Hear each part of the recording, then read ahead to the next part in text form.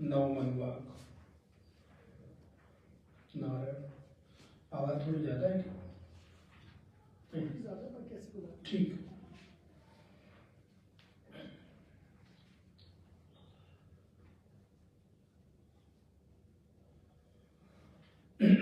नारायण नारायण।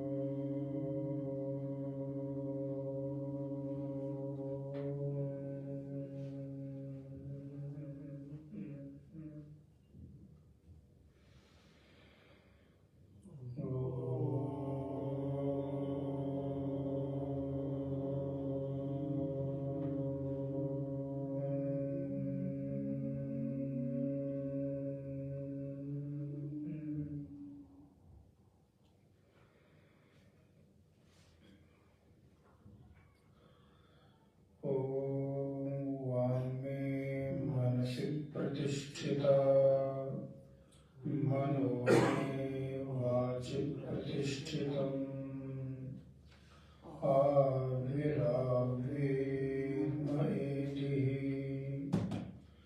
वेदस्य माणिस्थः श्रुतं मे मा प्रहासीः अनेनाधीतेन अहोरात्रान् सन्दधामि ऋतं वदिष्यामि सत्यं वदिष्यामि तन्मामवतु तद्वक्तारमवतु अवतु माम् अवतु वक्तारम् अवतु वक्तारम्। ॐ शान्ति शान्ति शान्ति।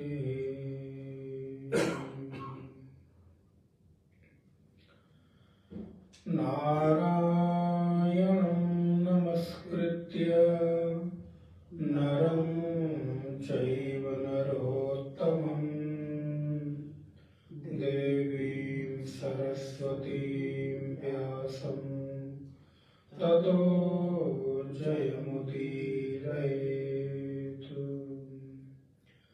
सदाशिवसमारम्भां शङ्कराचार्यमध्यमाम्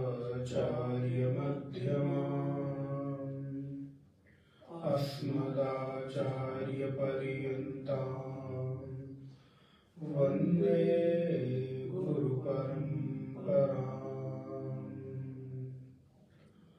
यैरिमे गुरुभिः पूर्वं पदवाक्यप्रमाणतः व्याख्याता सर्ववेदान्ताः तान् नित्यं प्रणतोऽस्म्यहम्। वागर्थ इव सम्पृक्तौ वागर्थप्रतिपत्तये जगतः पितरौ वन्दे पार्वती परमेश्वरौ। या देवी सर्वभूतेषु स्मृतिरूपेण संस्थिता नमस्तस्यै नमस्तस्यै नमस्तस्यै नमो नमः। नारायण।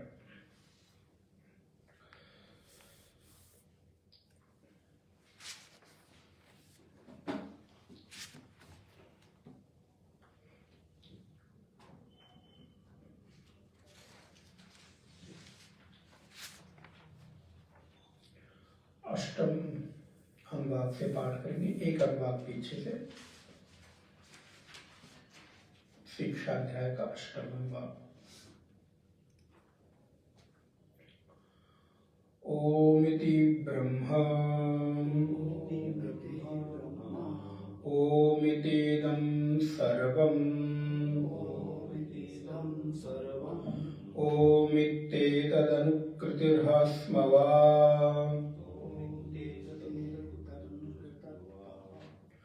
ओम इति एतद्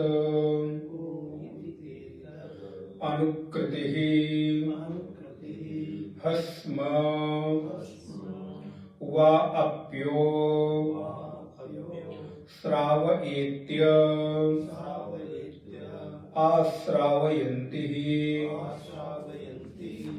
ओम इति सामानि गायन्ति ओम शोमिति शस्त्राणि ओम शोमिति शस्त्राणि शन्तिः ओमिति ध्वर्युः प्रतिगरं प्रतिगृह्णाति ओम इति ब्रह्मा प्रसौति ओमित्यग्निहोत्रम् अनुजानाति ओमिति ब्राह्मणः प्रवक्षन्नाह ब्रह्मोवाप्नेति ब्रह्मैवाप्नोति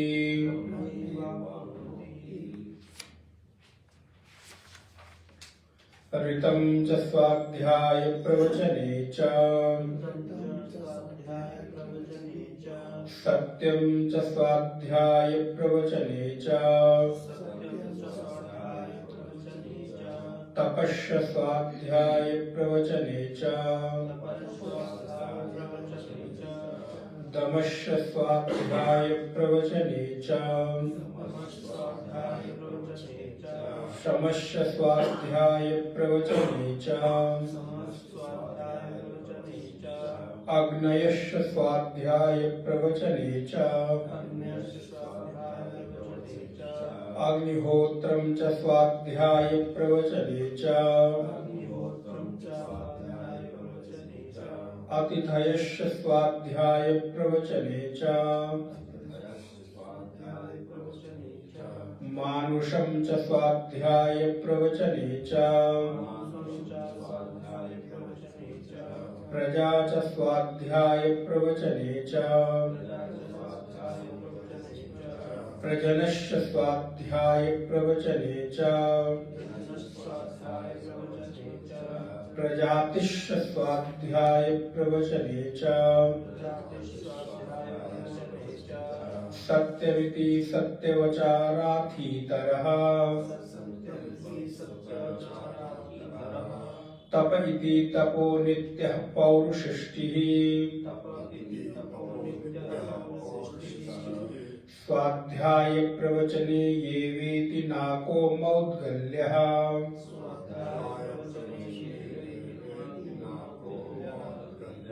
तद्धिस्तपस्तद्धिस्तपः तद्धिस्तपः तद्धिस्तपः अहं वृक्षस्य रेरिवः अहं वृक्षस्य रेरिवः कीर्तिः पृष्ठं गिरेरिव ऊर्ध्वपवित्रो वाजनीव स्वामृतमस्मि द्रविणं सर्ववर्चसं सुमेधा अमृतोक्षितः इति त्रिशङ्कोर्वेदानुवचनम् इति त्रिशङ्कोर्वेदानुवचनम्।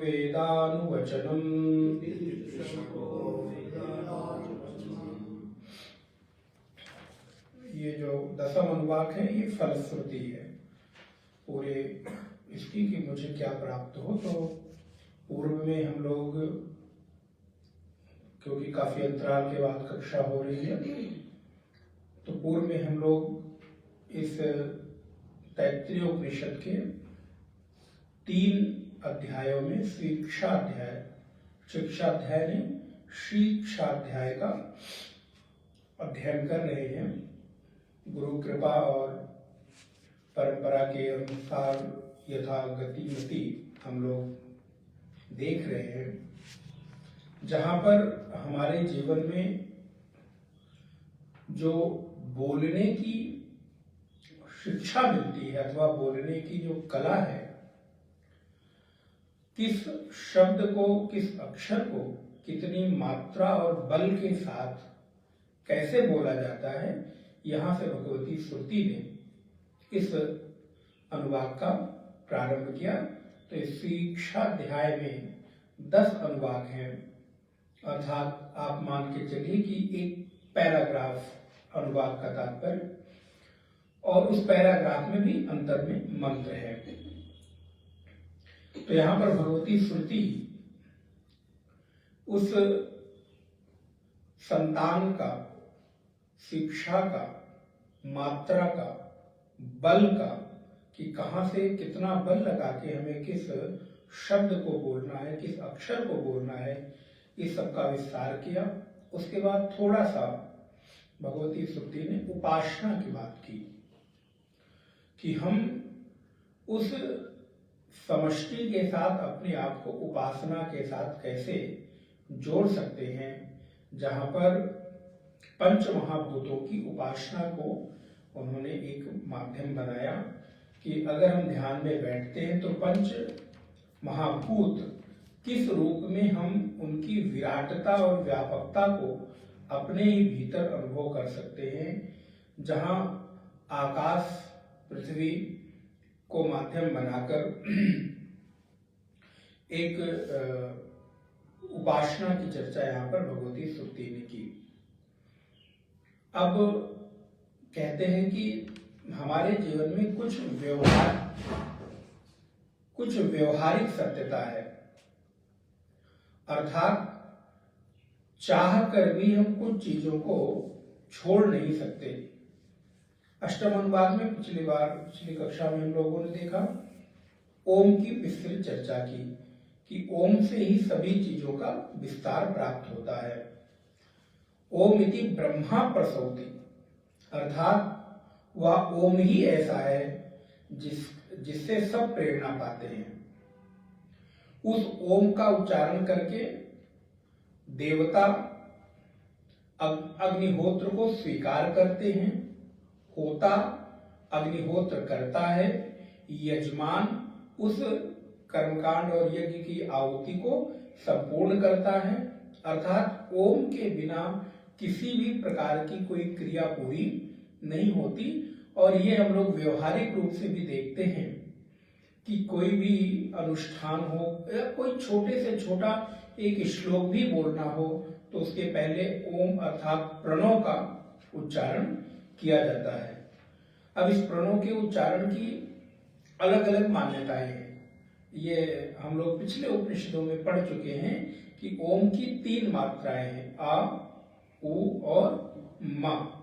तो इस आ, उ, मा, इसी ओम में ही इन ओम की तीनों मात्राओं में ही हमारी उपासना के अनुसार इष्ट बुद्धि, अर्थात हमें अगर कुछ अभीष्ट है, कुछ इच्छा है तो वो छुपा हुआ है। क्योंकि साधक है, उसको अगर कुछ चाहिए तो भी वो किससे मांगने जाए, तो उस ओम की उपासना में ही उसके कुछ कामनाएं अगर हैं तो भी छुपी हुई हैं। तो आ की मात्रा दीर्घ करेंगे, उ की मात्रा दीर्घ करेंगे, और जो मोक्ष कामी है वो मा की मात्रा को दीर्घ करेगा। इसको हम लोगों ने विस्तार से देखा हुआ है कि कौन जो संसार का कामी है वो आ की मात्रा को दीर्घ करे, माँ और उ और माँ को कम करे।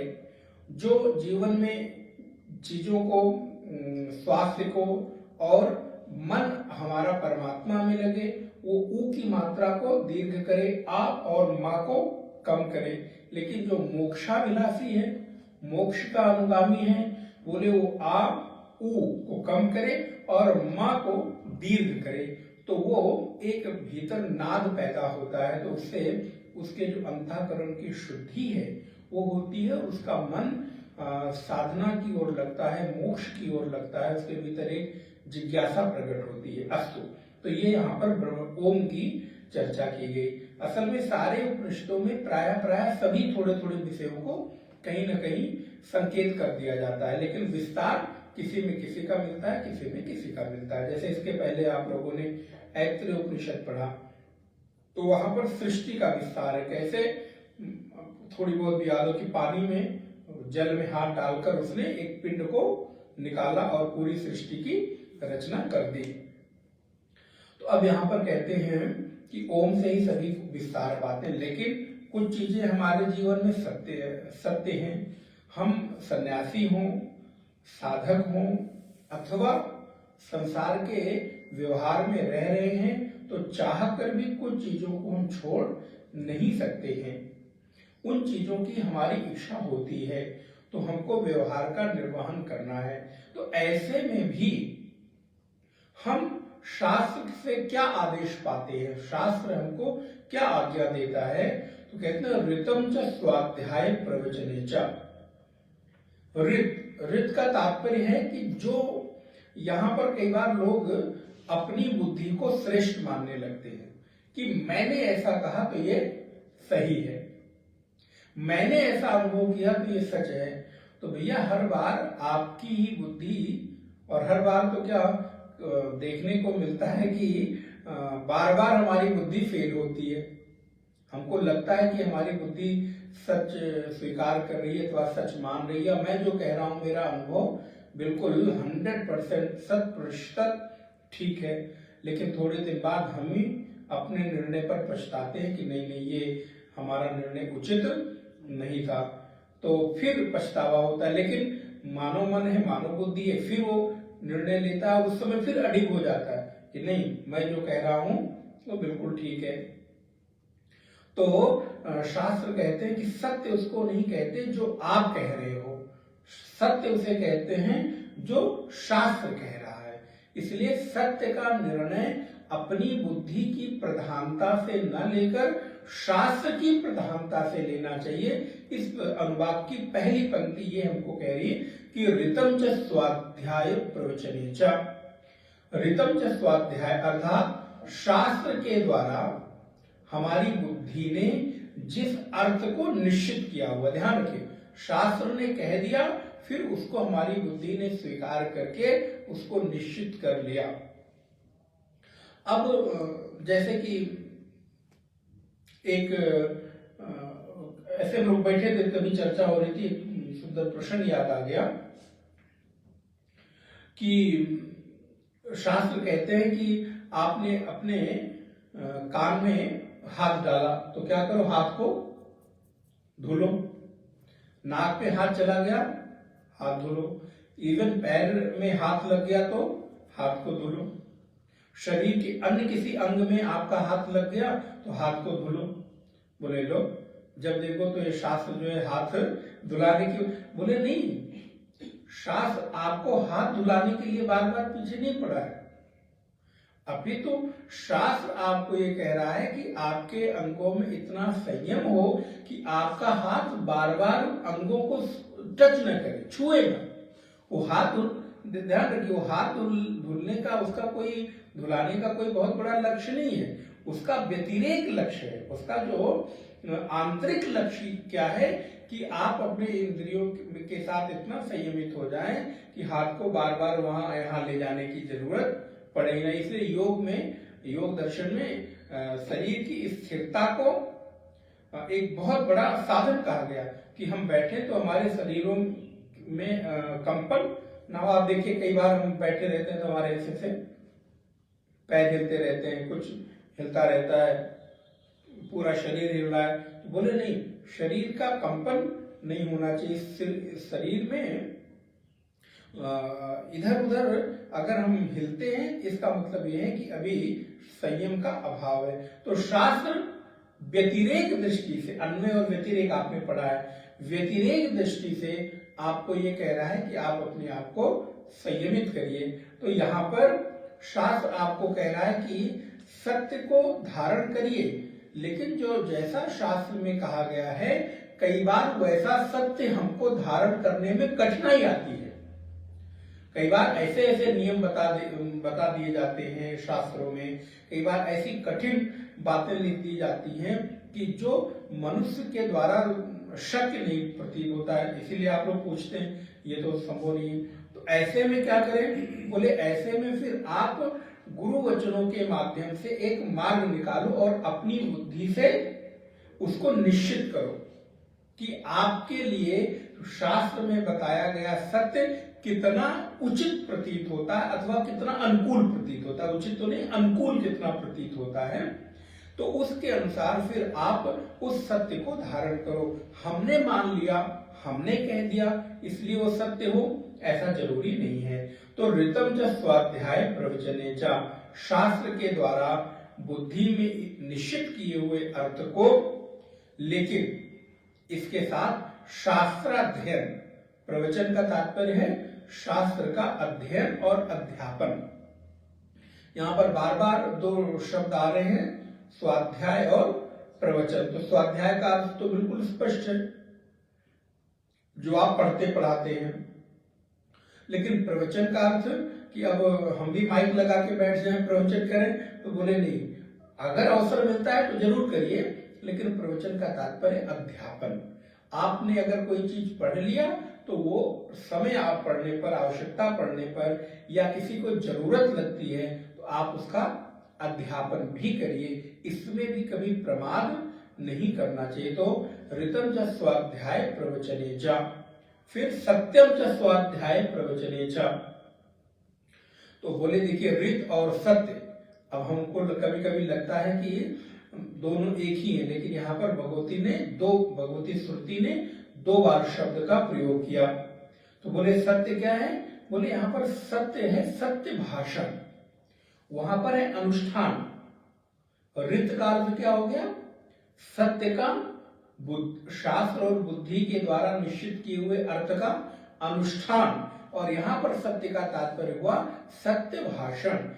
जितना संभव हो सके उतने सत्य का हम आलंबन ग्रहण करें, सत्य भाषण करें।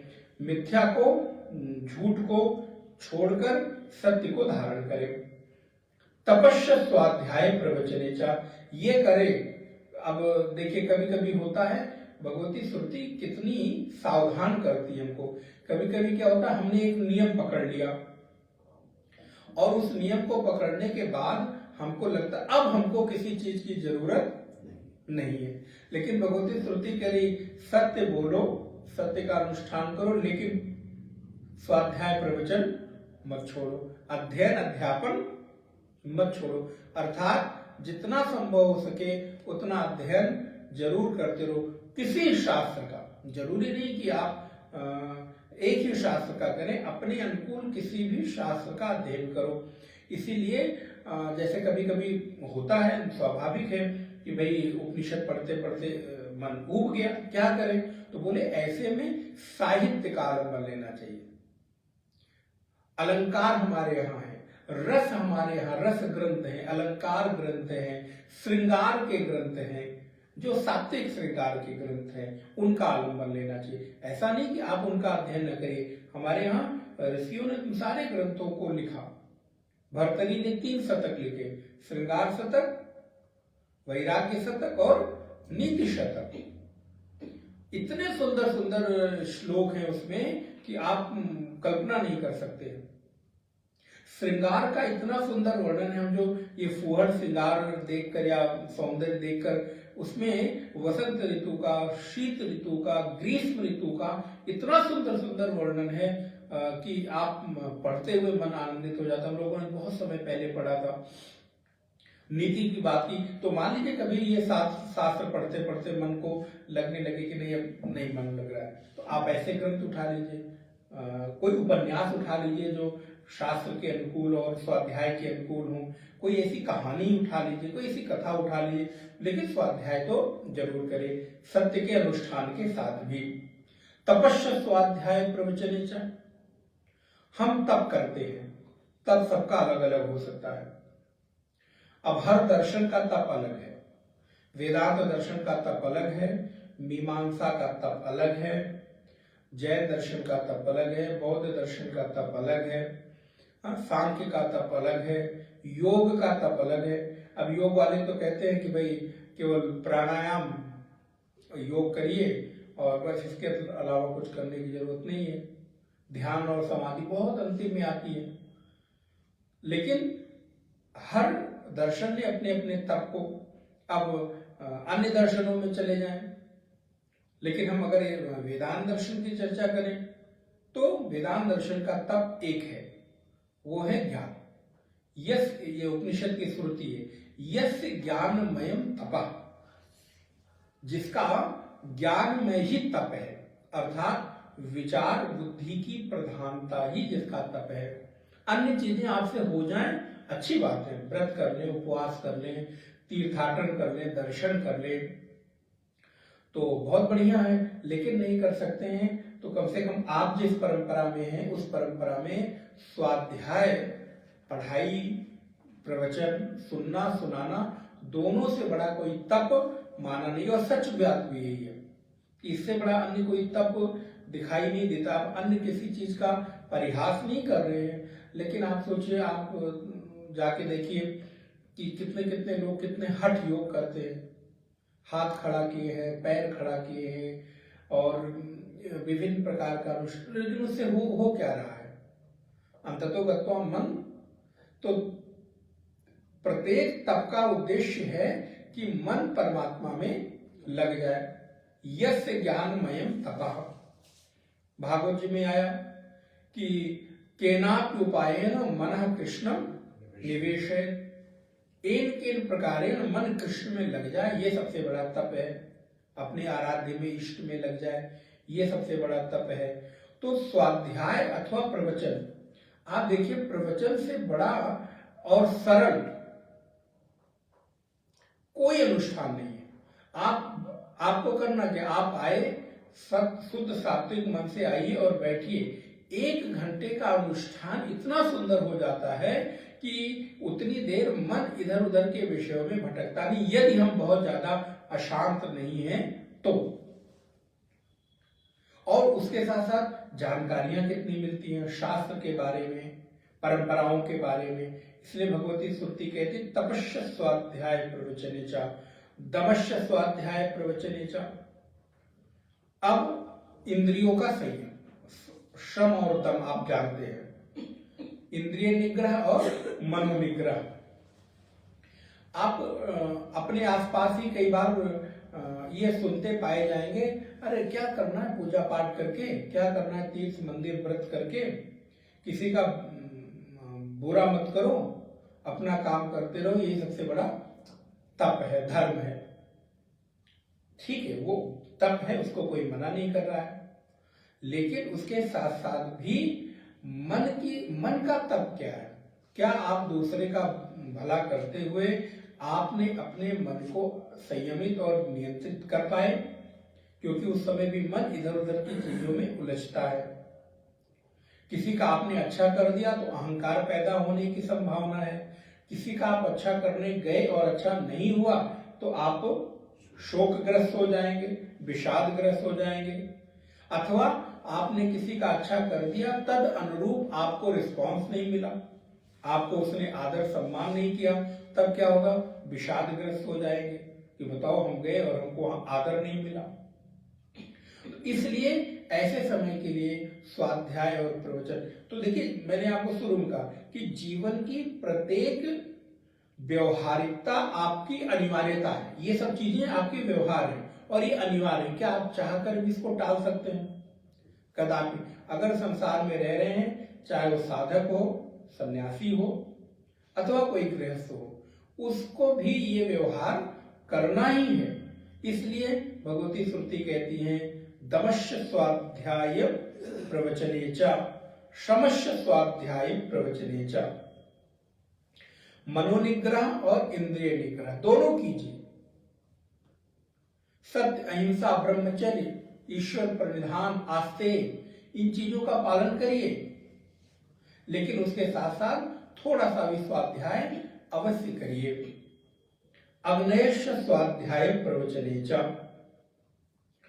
अब कहते हैं अग्नियों के आधान। अग्नियों का आधान का तात्पर्य है कि आप कोई नित्य होम करते हैं, अग्निहोत्र करते हैं, तो भी आपको स्वाध्याय और प्रवचन का त्याग नहीं करना चाहिए। अब इस पर हमें कटाक्ष नहीं करना चाहिए, लेकिन फिर भी मैं संकेत कर देता हूं। अब अपने ही परंपरा से निकलकर आर्य समाज ने एक यज्ञ की परंपरा डाली और उसी का कमोवेश सम्मिश्रण है गायत्री परिवार। आप देखिए गायत्री परिवार और आर्य समाज में कोई बहुत अंतर नहीं। दोनों का जोर किस पर है? हवन पर। आपको हवन करना है, हवन करना है, कैसे भी करके शुद्ध हो अशुद्ध हो जैसे भी हो अग्नि प्रज्वलित करिए और आहुति डाल दीजिए। इस पर हमने चर्चा की है कि ऐसे भी आहुति नहीं देनी चाहिए, इसका भी कोई बहुत वो नहीं होता। हाँ, पर्यावरण या ये शुद्ध कर सकते हैं आप घर को, लेकिन उसका आध्यात्मिक लाभ नहीं मिलेगा। तो हवन करिए। क्या हवन कर देने भर का ही कर्म हमें करना है? भगवती श्रुति कहती नहीं, अग्नेश स्वाध्याय। आप अग्निहोत्र करिए, हवन करिए, लेकिन उसके साथ साथ भी कस्मै देवाय हविषा विधेम, ये दूसरी श्रुति है, इसमें नहीं। आप जो हवन कर रहे हैं वो किसको कर रहे हैं और उसके करने का लाभ क्या है, ये आपको जानना तो चाहिए। कस्मै देवाय हविषा विधेम, वही श्रुति कहती है ये जो मैं हविष्य प्रदान कर रहा हूं ये किस देवता को प्रदान कर रहा हूं।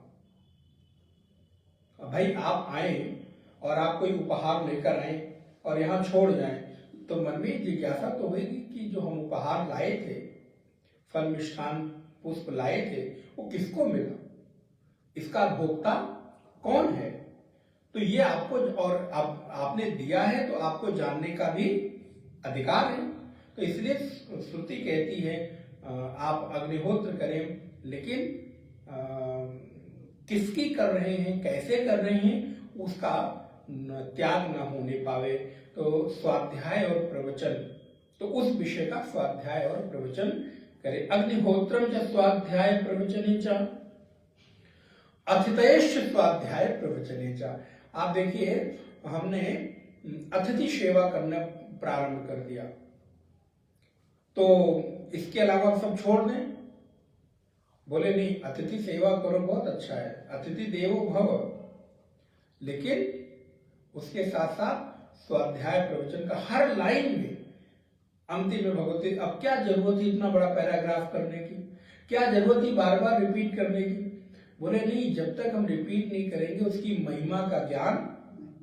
अच्छा, अगर एक ही चीज को हम रोज आपको कहें, रोज बताए, तो आपको लगेगा ना कि हाँ कुछ तो है कि जो इसको रोज बताया जा रहा है।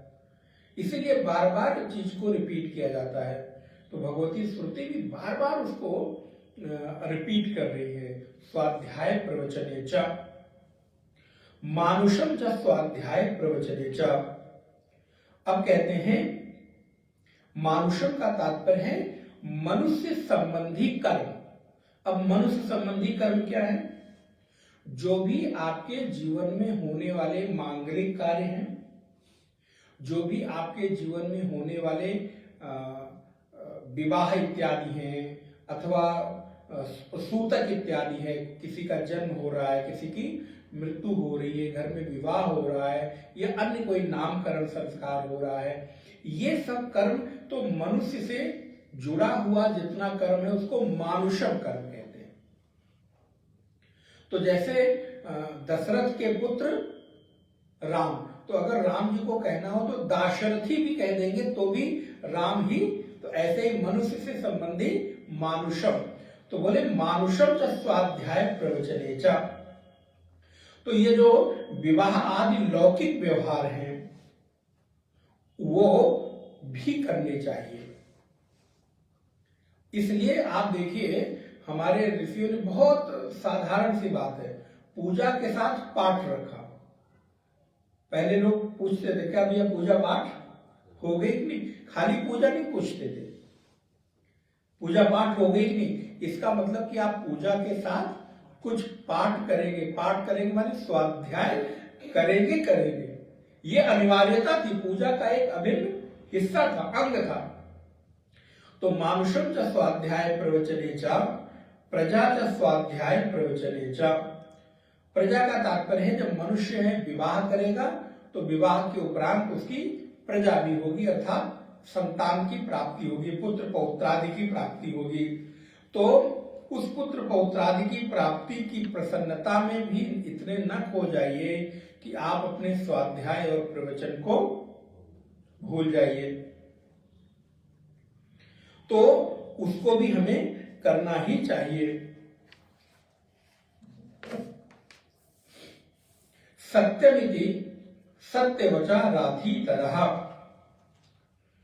तो अब जब हम विवाह करके प्रजा की उत्पत्ति के लिए कोई अनुष्ठान करें, ऐसे में भी उस इसका एक अर्थ और भी हम लोग ले सकते हैं कि प्रजा के उत्पन्न होने में आपकी भूमिका संस्कारों की होनी चाहिए।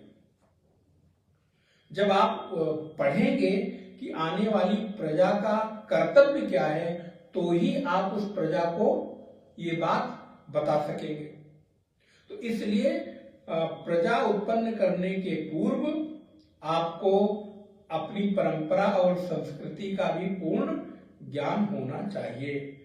तो इसलिए प्रजस् स्वाध्याय प्रवचने च, प्रजा के साथ भी स्वाध्याय और प्रवचन का त्याग नहीं करना चाहिए। सत्यमिति सत्यवचा राथी तरह।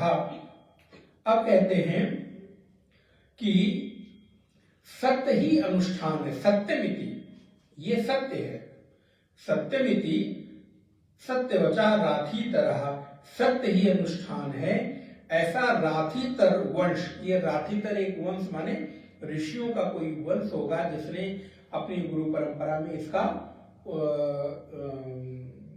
उपदेश किया होगा, तो अब उसका यहाँ पर नाम लेते हैं। ये हमारे शास्त्रों की विशिष्ट शैली है कि वो जहां से जिसका प्रवचन का अंश है अथवा अगर किसी ने उपदेश दिया है तो उसका नाम जरूर लेते हैं कृतज्ञता के कारण। तो सत्यमिति ही सत्यवचन। अब आपके पास भाष्य है तो मालूम नहीं, मैं पढ़ देता हूं कि आप कहेंगे राथीतर को आपने कहां से गोत्र का नाम ले लिया, वंश का नाम ले लिया। तो बोले मैंने ले लिया, आदि गुरु भगवत्पाद शंकराचार्य ने हमको बताया। वो लिखते हैं हम सत्यमिति ही सत्यम एवं, मिल गया, सत्यमिति ही सत्यम एवं अनुष्ठानतव्यमिति सत्यवचाः सत्यम एवं वचो यस्य सोयम सत्यवचा। अर्थात जो सत्य का अनुष्ठान करना है, जो ऊपर पूरा बताया गया, ये सारा अनुष्ठान करने योग्य है, इसको अनुष्ठान करना चाहिए। सत्यवचाः नाम व सत्यवचा इति तस्य राथीतरः। तो राथीतरो रथितरस्य। अब जैसे देखिए मनुष्य का क्या हो गया था, मानुष। दशरथ का क्या हो गया, दाशरथी। सुमित्रा के पुत्र का नाम सौमित्र। तो बोले वैसे ही राथीतरो रथितरस्य गोत्रो राथीतराचार्यो मन्यते। ऐसे ही रथितर गोत्र में उत्पन्न होने के कारण ये राथीतर के आचार्य का गोत्र है, इसलिए इसको ऐसा मानते हैं कि रथितर वंश में उत्पन्न राथीतर आचार्य ऐसा उपदेश करते हैं, ऐसा मानते हैं। तो जब हमारे ऋषि ने ऐसा माना है तो हमारे लिए भी वो मानने योग्य है। तो राथी तरह तपाहिति तपोनित्यः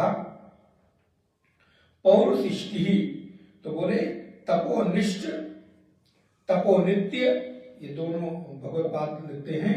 तपाहिति तप एवं कर्तव्यमिति, ये जितने भी तप आपको बताए गए हैं ये सारे तप करने योग्य हैं। तपो नित्य तपसि नित्यस्तपः परस्तपो नित्यः इति वा नामो। दूसरा वो कहते हैं कि तपो नित्य नाम वाला पुरुषिष्ट पौरुषिष्ट आचार्य की भी ऐसी मान्यता है। पौरुषिष्टि, तो यहां पर भी पौरवंश में उत्पन्न कोई पौर ऋषि होंगे उनकी भी ऐसी मान्यता है। तो ये दोनों अर्थ उन्होंने इसका लिखा। पौरुषिष्टि ही स्वाध्याय प्रवचने, अर्थात उन ऋषि ने भी ऐसी मान्यता। तो देखिए दो ऋषियों की बात यहाँ पर भगवती श्रुति ने कह दी, अकेले एक ने नहीं कहा। हम ही कोई बात कहे तब तो मानो ठीक भी है, लेकिन हमारी बात को कोई और संत उसका अनुमोदन कर दे तो बोले फिर तो मान ले। तो रथितर वंश में उत्पन्न आचार्य ने भी कहा, पौरुषिष्ट आचार्य ने भी कहा, स्वाध्याय प्रवचने एवेति नाको मौदगल्यः। पौरुषिष्ट आचार्य की मान्यता है कि तप ही कर्तव्य है, इसलिए तपो नित्यः पौरुषिष्टि तप इति तपो नित्यः। किंतु मुद्गल के पुत्र नाक नाम वाले मौद्गल आचार्य की भी मान्यता है। देखिए तीसरी भी मान्यता ले आए। तो नाको स्वाध्याय प्रवचने एवेति नाको मौद्गल्यः, मौद्गल्य नाम के ऋषि की भी ऐसी मान्यता है कि स्वाध्याय प्रवचन ही अनुष्ठान के योग्य है, अनुष्ठान करने लायक है, वही तप है। इसलिए अगर आप स्वाध्याय कर रहे हैं, प्रवचन कर रहे हैं, अर्थात किसी को बता रहे हैं, पढ़ा रहे हैं, तो भी आप बहुत बड़ा तप कर रहे हैं, ऐसी मान्यता हम लोगों की, हमारे आचार्यों ने हम लोगों को तो बताया है कि तप स्वाध्याय से बड़ा तो अन्य कोई तप दिखाई नहीं देता। इसलिए आप कोई और तप नहीं कर पा रहे, व्रत अनुष्ठान पूजा जप हवन तीर्थाटन, तो भी ये मान के चलिए अगर आपने एक सत्संग को पकड़ा है और स्वाध्याय को पकड़ा है तो भी आपने बहुत बड़े तप को पकड़ रखा है, बहुत बड़े तप का अनुष्ठान कर रहे हैं। ऐसे तीन ऋषियों की बात को यहाँ पर भगवती श्रुति कह रही है। नाको मौदगल्यः वही तप है। इसका तात्पर्य क्या हुआ कि स्वाध्याय और प्रवचन ही तप है। तद्धिस तपः तद्धिस तपः, पुनः भगवती श्रुति उसको रिपीट करती है, यही तप है, यही तप है। क्या? स्वाध्याय प्रवचन ही तप है। ऐसा भगवत पाद शंकराचार्य ने भी लिखा। स्वाध्याय प्रवचने एव अनुष्ठेय इति नाको नामतो मुद्गलस्य अपत्यम मौद्गल्यः आचार्यो मन्यते। तद्धिस्तपस्तपः ही यस्मात् स्वाध्याय प्रवचने एव तपस्तस्मात् ते एव अनुष्ठेय इति ही उक्त नामोपि सत्य तपः स्वाध्याय प्रवचनानां पुनर्ग्रहणम आदरणार्थम। ये बोले बार बार स्वाध्याय और तप का नाम क्यों ले रहे हैं, तो उसको भी क्लियर कर दिया, आदर के लिए ले रहे हैं कि हम बार बार एक ही नाम ले रहे हैं, इसका मतलब उस क्रिया के प्रति हमारा आदर भाव है। आदरणार्थम बार बार इसको हम पुनः पुनः इसका नाम ले रहे हैं। अब कहते हैं ये सब हम करेंगे तो यहाँ पर हम लोग नवम जो अनुवाक है उसको विश्राम देते हैं, दसम अनुवाक में प्रवेश करें। तो बोले ये सब अनुष्ठान करेंगे तो उसका फल क्या है? तो उसका फल ये है कि ये जो दसम अनुवाक है बहुत महत्वपूर्ण है, तो बहुत छोटा लेकिन है बहुत महत्वपूर्ण। इसको शास्त्रों में अहं ग्रहो उपासना भी कहते हैं। विभिन्न प्रकार की उपासनाएं आपने पढ़ी हैं, कठोपनिषद आप याद करिए, आप आंख की पुतली में थोड़ा थोड़ा कभी कभी स्मरण कर लें तो उससे स्मृति आ जाती, याद आ रहा है ना कि सोते समय ये यहाँ पर बैठ जाता है, जागृति के समय आत्मा यहाँ पर उपलब्ध होता है, तो वहां पर हमें उसको देखना चाहिए। ऐसे ही इस अनुवाद का नाम है अहम ग्रहो उपासना, माने अहम में विस्तार को, भावना को लेकर हम चले। तो बोले किस भाव से? तो कहते हैं अहम मैं वृक्षस्य रेरिवः। आप सोच सकते हैं ये एक पंक्ति कितनी बड़ी है। मैं ही संसार रूपी वृक्ष का प्रेरक हूं। अब बताइए इससे बड़ी उपासना क्या होगी। अहम वृक्षस्य रेरिवः, क्योंकि भगवान गीता में भी क्या कहते हैं, ऊर्ध्वमूल अधशाकम अश्वत्थम प्राहु रव्ययम छंदांसि यस्य पर्णानि यस्सम वेद स वेदविद। ये संसार एक अश्वत्थ वृक्ष है। तो इस संसार रूपी वृक्ष का प्रेरक कौन है? बोले अहम, मैं इस संसार रूपी अश्वत्थ वृक्ष का प्रेरक हूं। अहम वृक्षस्य रेरिवः कीर्ति ही पृष्ठम गिरेरिवः। वाह, मेरी कीर्ति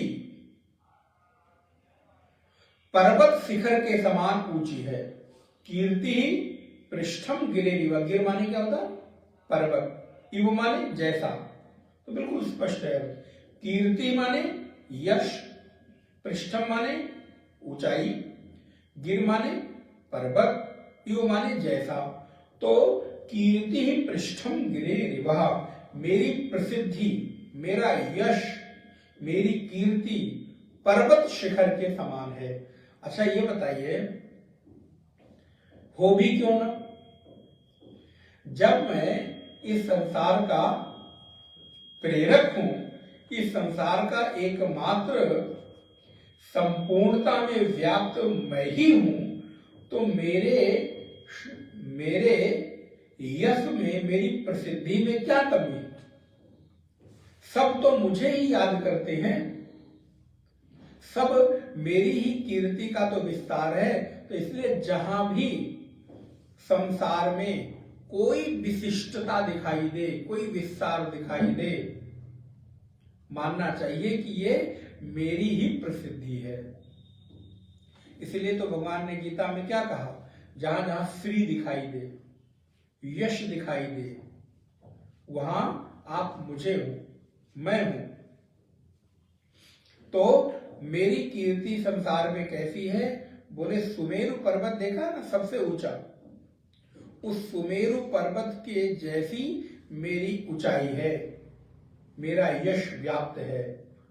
ऊर्ध्व पवित्रो वाजनीव स्वमितमस्मि। तो मैं ऊर्ध्व माने ऊपर की ओर हूं, पवित्रम पवित्र हूं। तो मेरी ऊंचाई, अच्छा ऊंचाई होने से कोई बहुत बड़ी महानता नहीं हो गई, लेकिन ऊंचाई में दो शर्तें भी होनी चाहिए कि आप में पवित्रता बनी रहे।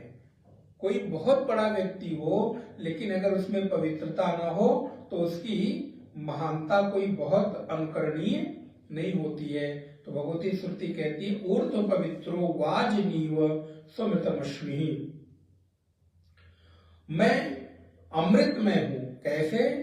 तो बोले स्वमृतम वाजनीव, अन्न के जैसा मेरा विशुद्ध अमृत में हूं। तो अन्नवान सूर्य के समान मैं विशुद्ध अमृत में हूं। अन्नवान सूर्य का तात्पर्य यहां क्या है? बोले अन्नवान सूर्य का तात्पर्य कहने का है कि सूर्य के होने से ही अन्न पैदा होता है। आप अभी अंधेरे कमरे में पौधे को 10 दिन रख दीजिए, रोशनी ना लगे, प्रकाश ना लगे, तो पौधा मरने लगता है, सूखने लगता है। इसलिए सूर्य के प्रकाश से सब प्रकाशित हो रहे हैं। तो इसलिए मैं अन्नवान सूर्य के समान विशुद्ध हूं, अमृत में हूं, स्वमृतम अस्मि। और वो दूसरा कोई नहीं, स्व माने मैं ही अमृत में हूं।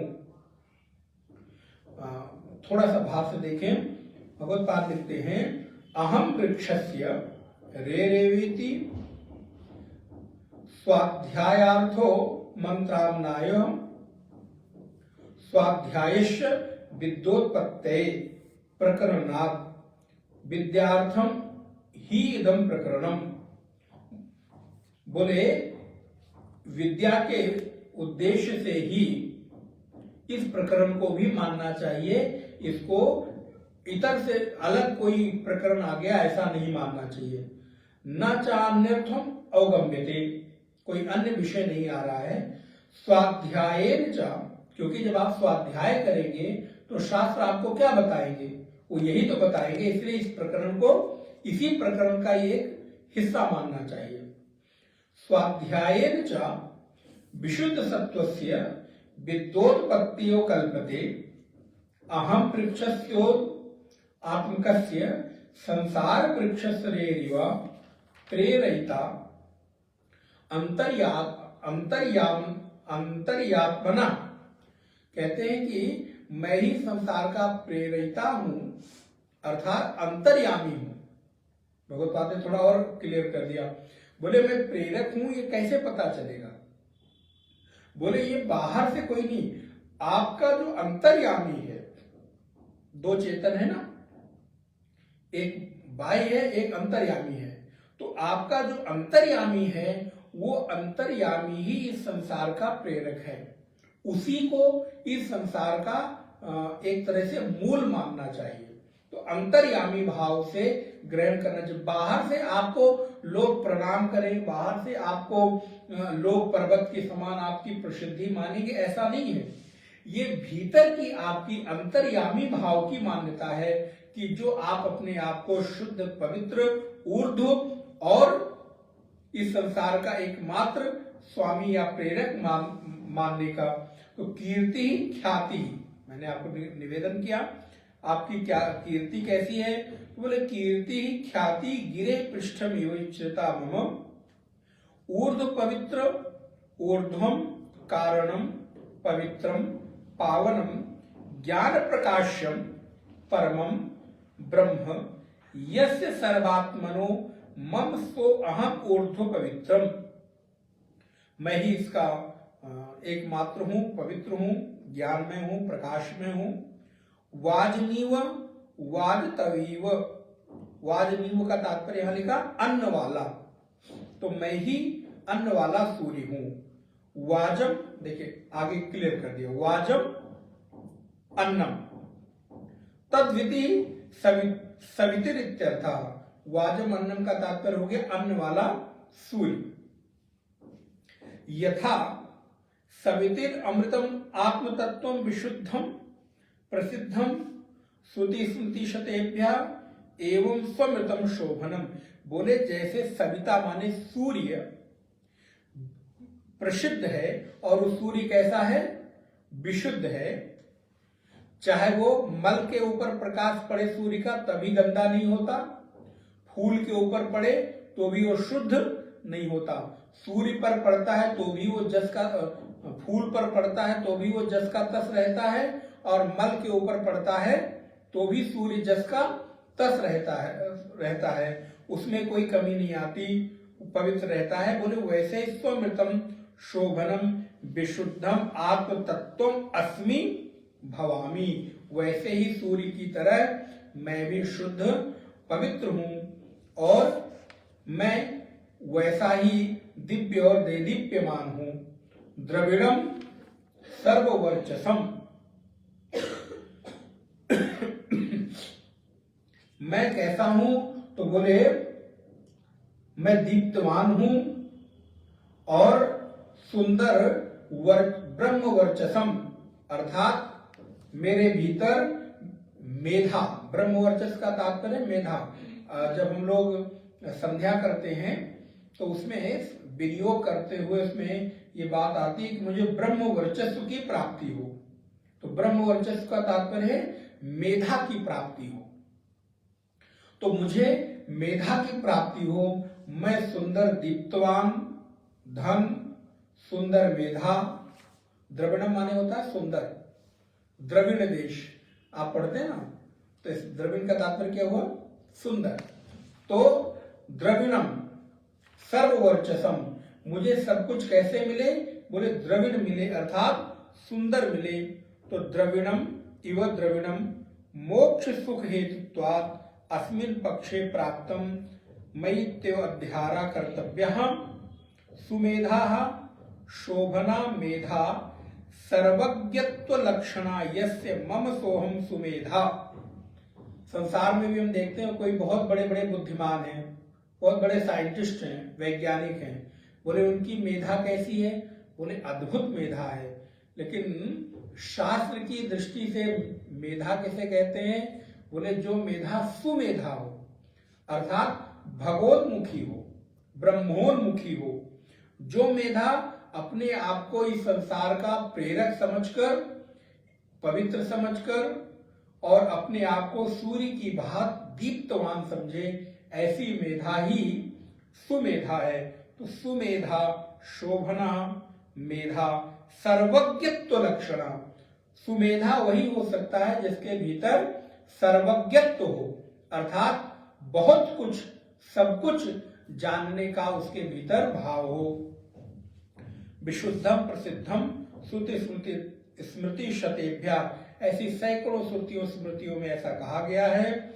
स्वमृतम शोभनम विशुद्धम आत्म तत्व अस्मि भवामि, इसलिए मैं शुद्ध आत्म तत्व हूं, ऐसा मुझे मानना चाहिए। मैं अमरण धर्मा हूं, अव्यय हूं, अमृत हूं।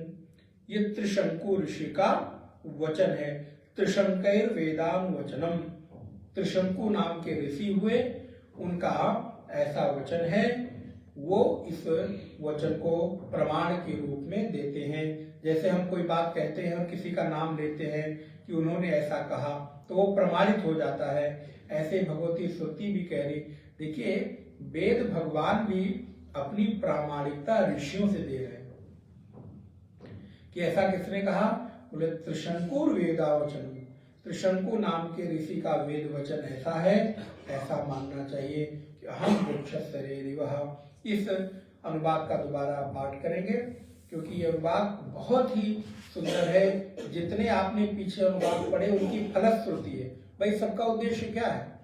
कि मैं अपने आप को उस असीम और अनंत की तरफ अपने आप को ले जा सकूं। अहम वृक्षस्सरेरिवः। तो अब ये पढ़ें तो ये मन में तुरंत आ जाए कि संसार रूपी वृक्ष का मैं प्रेरक हूँ, स्वामी हूँ। अहम वृक्षस्सरेरिवः कीर्ति पृष्ठम गिरेरिव ऊर्ध्व पवित्रो वाजनीव स्वमृतमस्मि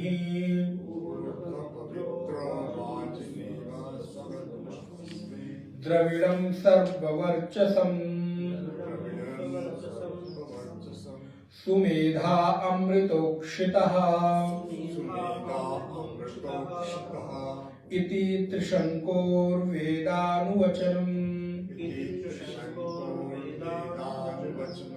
इति त्रिशंकोर्वेदानुवचनम्। इस प्रकार ऋषि के वचन के साथ हम लोगों ने भी शिक्षा अनुवाद को यहाँ पर विश्राम दिया। अगली कक्षा से हम लोग एक विशेष अनुवाद अध्याय में प्रवेश करेंगे जिसका नाम है, अच्छा, एक अनुवाद इसमें और रहता है, वेद मनुच्चा, इसको भी पढ़ लेते हैं। वेद मनुच्चाचार्यवन्ते वाशिनो शास्ति। अच्छा, आधा वेद मनुच्चाचार्यो अन्ते वासिना मनुषास्ति। सत्यं वद धर्मं चर स्वाध्यायान्मः प्रमदः आचार्याय प्रियं धनमाहृत्य प्रजातन्तुं मा विवक्षेसि। सत्यान्न प्रमदितव्यम् धर्मान्न प्रमदितव्यम् कुशलान्न प्रमदितव्यम् भूत्यैन प्रमदितव्यम् स्वाध्याय प्रवचनाभ्यां न प्रमदितव्यम् देव पितृकार्याभ्यां न प्रमदितव्यम् मातृदेवो भव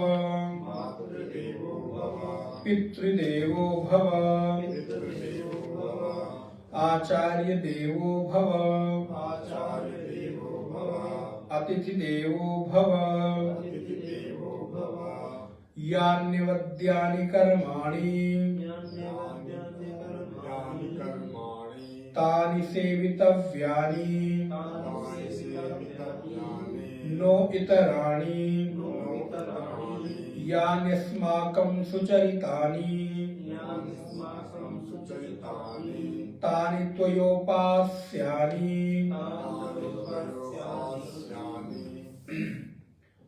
अच्छा, एक मंत्र तो हम लोग अगली कक्षा में एकादश अनुवाक को देखते हैं। तो ये भी बहुत महत्वपूर्ण अनुवाक है जहाँ पर हमारे प्रमाद की बात की गई कि हम किन किन चीजों में प्रमाद करते हैं। तो उन चीजों में हमको प्रमाद नहीं करना चाहिए। और आप लोगों ने ये पंक्ति तो बहुत बार पढ़ी होगी, मातृदेवो भव पितृदेवो भव अतिथि देवो भव आचार्य देवो भव। तो ये पंक्ति आपको यहाँ से मिलती है और बार बार हम लोग पढ़ते रहते हैं कि हम लोगों को प्रमाद नहीं करना चाहिए। तो ये वाली पंक्ति भी देखिए, सत्यम वद धर्मम चर, सत्य बोलो और धर्म का अनुसरण करो। तो ये पंक्ति भी यहाँ से प्राप्त होती है। ओम पूर्णमदः पूर्णमिदं पूर्णात् पूर्णमुदच्यते पूर्णस्य पूर्णमादाय